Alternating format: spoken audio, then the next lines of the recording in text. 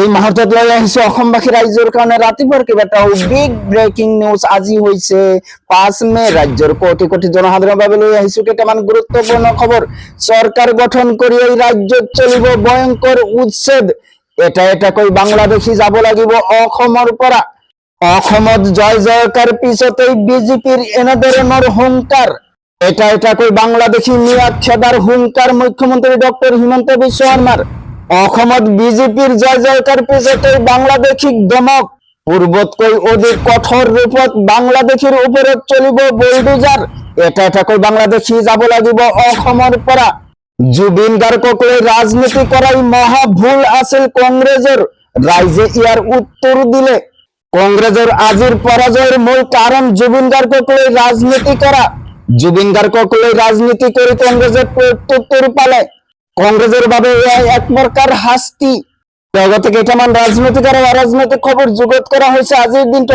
থেকে এনেবোৰ খবৰ নিতে পাই থাকিবলৈ চেনেলটো সাবস্ক্রাইব কৰি ভিডিওটোত এটা লাইক কৰিবলৈ নাপাহৰিব। হয় বন্ধু বান্ধৱীসকল, আজি আমাৰ প্ৰথম খবৰ খুবই গুৰুত্বপূৰ্ণ খবৰ। লগতে অসমবাসী ৰাইজৰ কাৰণে এটা ডাঙৰ খবৰ। 8 তারিখে বিজেপি সরকার গঠন করব। সরকার গঠন করার 20 দিনের পরে রাজ্যে চলিব উচ্ছেদ। এটা কৈ বাংলাদেশী মিয়া খেদার হুংকার মুখ্যমন্ত্রীর।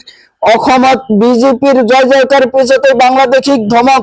হিমন্ত বিশ্ব শর্মাই পুনৰপঠীয়া ধমক দিলে অনুপ্ৰৱেশকাৰীক। অসমত নিষ্ঠা নাই অবৈধ মিয়াৰ।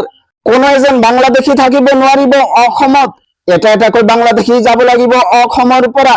পূৰ্বতকৈ অধিক কঠোৰ ৰূপত বাংলাদেশীৰ ওপৰত চলিব বুলডোজাৰ। মিয়া সমষ্টিতহে ভাল ফলাফল কংগ্ৰেছৰ। অসমত নচলিব অএচিৰ যাদু। সংখ্যালঘু ৰাইজে নস্যাৎ কৰিছে এআই ইউডিএফক।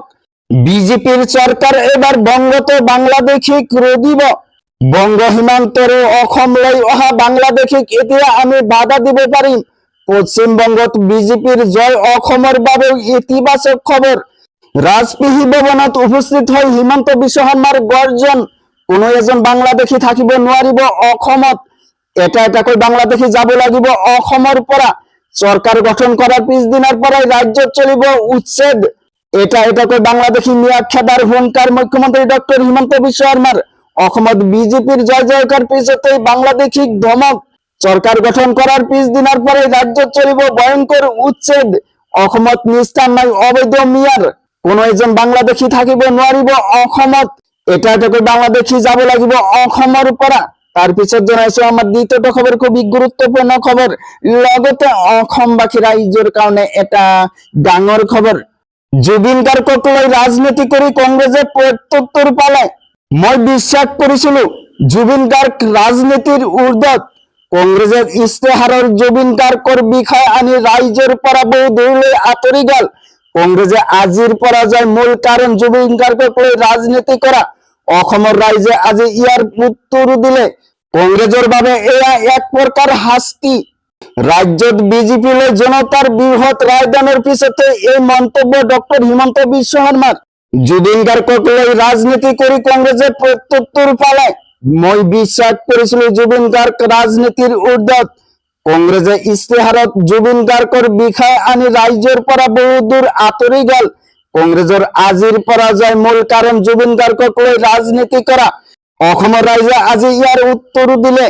তো বন্ধুসকল, এইখিনি দিব লগা আছিল আজিৰ মূল ভিডিঅ'ৰ ইনফৰমেশ্যন। ভিডিঅ'টো ভাল লাগিলে চেনেলটো সাবস্ক্ৰাইব কৰিবলৈ নাপাহৰিব। আৰু যদি ফেচবুকত চাই আছে তেনেহলে পেজটো ফলো কৰি লগত থাকিব।